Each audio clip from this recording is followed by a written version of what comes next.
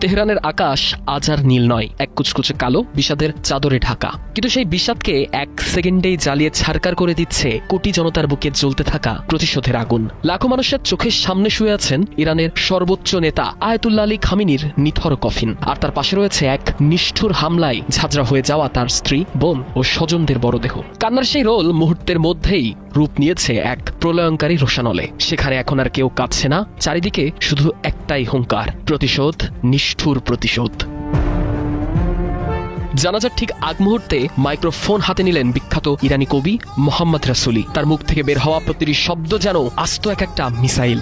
তিনি গর্জে উঠে বললেন, এখন থেকে কাফনের কাপড়ই আমাদের রণপোশাক। হে নেতা, আপনার পবিত্র রক্তের কসম, ট্রাম্পকে খতম করা এখন আমাদের ধর্মীয় দায়িত্ব। তিনি জনতার উদ্দেশ্যে প্রশ্ন ছুড়ে দেন, পৃথিবীর নিকৃষ্টতম খুনি ডোনাল্ড ট্রাম্প কেন এখনো বেঁচে আছে? কবির এই ডাকে পুরো তেহরান যেন কেঁপে উঠল।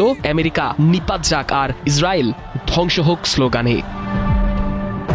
জানাজার মাঠটি যেন নিমিষেই পরিণত হয়েছে এক জীবন্ত যুদ্ধক্ষেত্রে। লাখো মানুষের হাতে হাতে ঘুরছে ডোনাল্ড ট্রাম্প আর মধ্যপ্রাচ্যের কষাই হিসেবে খ্যাত নেতানিয়াহুর ছবি, যেগুলোকে তারা দেখছে সরাসরি টার্গেট হিসেবে। আর সেই জনসমুদ্রের মাঝখানে ঝুলছে এক বিশালাকার ব্যানার, যেখানে ট্রাম্পের ছবি দিয়ে বড় বড় অক্ষরে লেখা, ওয়ান্টেড, পুরস্কার $10 কোটি।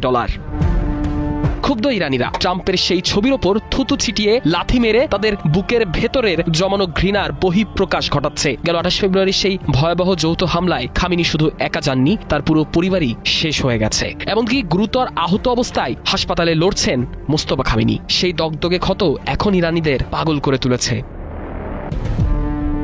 এদিকে এত কিছুর পরও মার্কিন প্রেসিডেন্ট ডোনাল্ড ট্রাম্পের ঔদ্ধত্য যেন আকাশ ছোঁয়া। জানাজার ঠিক আগে আন্তর্জাতিক সংবাদ মাধ্যম অ্যাক্সিওসকে দেওয়া এক সাক্ষাৎকারে ট্রাম্প চরম ধৃষ্টতা দেখিয়ে উপহাসের ছলে বললেন, ওদের এই কান্না সব নকল, খামিনিকে ইরানের কেউ ভালোবাসে না। এখানেই থামেননি ট্রাম্প। ইরানি নেতাদের বিদ্রুপ করে তিনি আরো বলেন, ওরা সবাই এখন এক জায়গায় জড়ো হয়েছে, তো চাইলে এক আঘাতেই সবকটাকে শেষ করে দিতে পারি।